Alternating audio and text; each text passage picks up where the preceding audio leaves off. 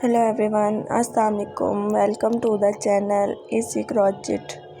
How are you all? I hope my all lovely friend fine and good. May Allah bless you and keep smiling. Always be happy in your life. First of all, thank you for supporting me and your love on my video. तो guys, आज की video होने वाली है आपके लिए बहुत ही ज़्यादा ख़ास, इसलिए आपने वीडियो को बिल्कुल भी स्किप नहीं करना और वीडियो को लास्ट तक देखना है। आज की वीडियो में मैं आपके लिए लाई हूँ मीज़ू के टॉप्स। ये बहुत ही ज़्यादा प्यारे और ख़ूबसूरत हैं।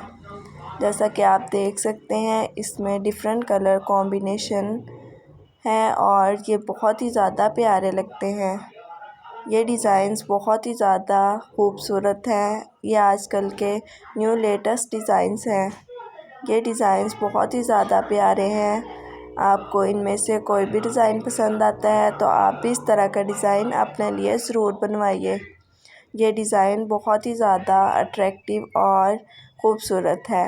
अगर आपको इनमें से कोई भी डिज़ाइन पसंद आया है तो प्लीज़ कमेंट करके ज़रूर बताना और मेरी वीडियो को लाइक भी ज़रूर करना और चैनल को सब्सक्राइब भी करना और बेल आइकन के बटन को भी ज़रूर प्रेस करना ताकि मेरी आने वाली तमाम वीडियो का नोटिफिकेशन सबसे पहले आप तक पहुँचे।